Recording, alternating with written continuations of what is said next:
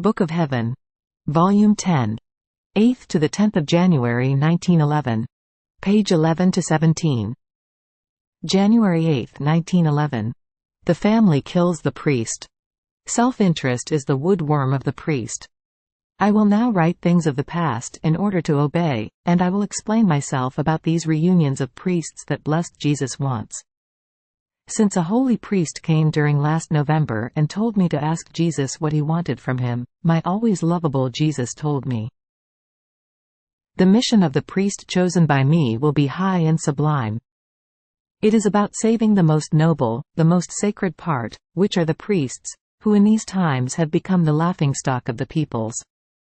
The most appropriate means would be to form these houses of reunion for priests, so as to segregate them from their families, because the family kills the priest, while he should promote it, push it, and also intimidate it. If these are saved, the peoples are saved." Then I received 4 communications from Jesus regarding these reunions. I wrote them, and I gave them to that priest. So I did not think it was necessary to repeat them in these writings of mine. But obedience wants me to write them, and I will make the sacrifice. 1. My adorable Jesus told me, "The mission I will give is high and sublime, in a special way, for priests. Faith is almost extinguished among the peoples, and if there is any spark left, it is as though hidden under ashes. The life of priests, which is almost completely secularized, and may be worse than that, as well as their examples, which are not good, lend a hand to extinguish this spark. And what will happen to them and to the peoples? This is why I have called him, so that he may interest himself with my cause, and with example, with words, with works and with sacrifice, he may put a mend in it. The most suitable, appropriate and effective mending would be to form houses of reunion for diocesan priests within their towns, segregating them from their families. Because the family kills the priest and causes the darkness of interest, the darkness of appreciation of mundane things, the darkness of corruption to be cast into the midst of the peoples. In sum, it takes away all the prestige, the splendor of the priestly dignity, and it makes him become the laughingstock of the people. I will give him intrepidity, courage and grace, if he gets down to work." In addition to this, it seemed that blessed Jesus adorned his heart, now with love and now with sorrow, letting him share in his pains. 2. My highest and only good continues to speak to me about the great good that would come to the Church by forming these houses of reunion. The good will become more good. Those who are imperfect, lukewarm, relaxed, will become good. Those who are really wicked will go out. And this is how the body of the ministers of my Church will be riddled and purified. And by means of the purification of the chosen part, the most sacred, the people will be reformed.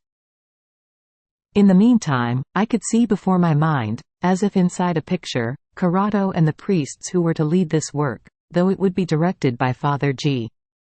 The priests seemed to be Father C, D, B and D, C, F, followed by others, and it seemed that they were to put in a share of their possessions.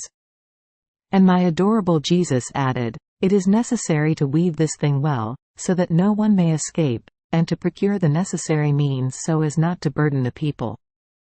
And so the parish incomes should be tied only to those who will participate in these reunions, and these will maintain the choir and all of the other offices pertaining to their ministry." At first, this will provoke contradictions and persecutions, but mainly among the priests themselves. However, soon things will change, the people will be with them, generously providing for them, and they will enjoy the peace and the fruit of their toils, because for those who are with me, I allow that everyone be with them. Then, my always lovable Jesus threw himself into my arms, all afflicted and supplicating, so much as to move to pity even the stones. And he said, "Tell Father G that I beg him, I supplicate him to help, to save my children, and not to let them perish." 3. My always lovable Jesus continues on the same topic. With the fathers there present, I saw the heavens opened and my adorable Jesus and the celestial Mama coming toward me, with the saints looking at us from heaven. And my benign Jesus said, "My daughter, tell Father G that I absolutely want this work." They already begin to raise difficulties, but tell him that it takes nothing but intrepidity, courage and lack of self-interest. It is necessary to close one's ears to all that is human, and to open them to that which is divine. Otherwise, the human difficulties will become a net that will keep them entangled, in such a way that they will not be able to get out, and I will justly chastise them, rendering them the rags of the peoples. But if they promise to get down to work, I will be all for them, and they will be nothing but the shadows which will follow the work so yearned for by me. Not only this, but they will have another great good. In fact, the Church needs to be purged and washed by the shedding of blood, because she has dirtied herself very, very much, to the point of giving me nausea. But in the places where they will purify themselves in this way, I will spare the blood. What more do they want? Then, turning around, as though looking at one of the priests, he added, I choose you as the head of this work, because I have cast a seed of courage within you. This is a gift, and I do not want you to keep it uselessly. Up until now, you have wasted it in frivolous things, in foolish things and in politics, and these have repaid you by embittering you and by giving you no peace. Now, enough, enough. Give yourself to my work, use the courage I have given you only for me, and I will be all for you, and will repay you by giving you peace and grace. I will make you acquire that esteem which you have been fishing for back there, and which you have not obtained. Or rather, I will not give you human esteem, but divine. Then he said to Father G, my son, courage, defend my cause, sustain, help those priests whom you see a little disposed for this work. Promise every good in my name to those who will commit themselves, and threaten those who cause contradictions and obstacles. Tell the bishops and the leaders that if they want to save the flock, this is the only means. It is up to them to save the shepherds, and up to the shepherds to save the flock. And if the bishops do not place the shepherds in safety, how can the flock ever be saved? 4.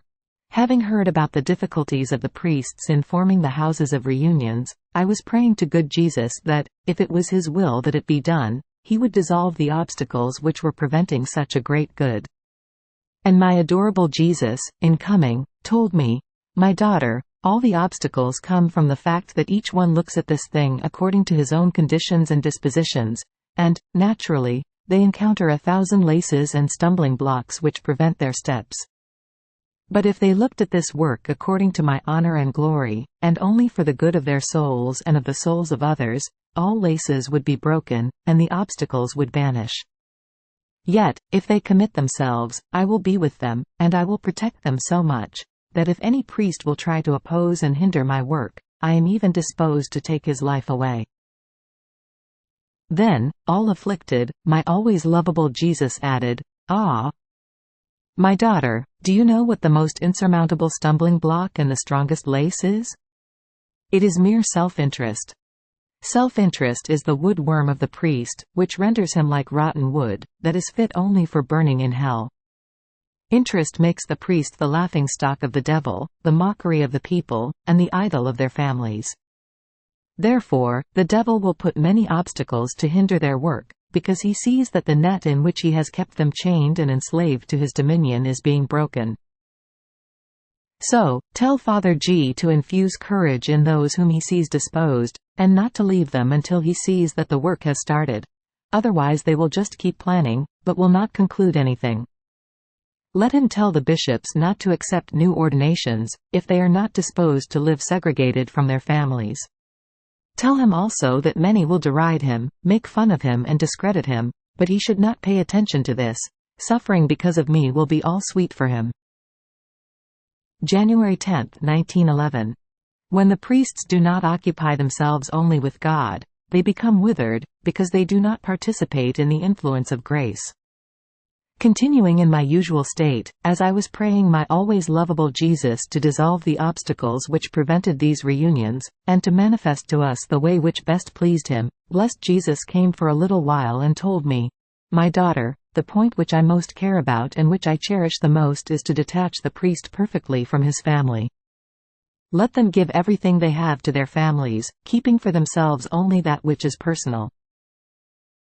And since they are to be maintained by the Church, justice demands that things must end up there where they come from.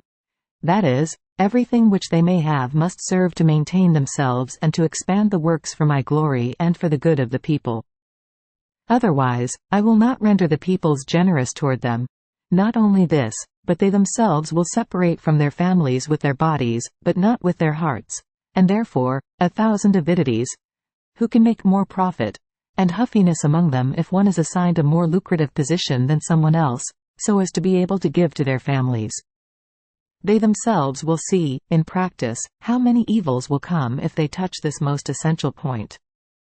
How many disunions, jealousies, rancors, and the like. I am content with having fewer of them, rather than having this work, so much wanted by me, ruined. Ah!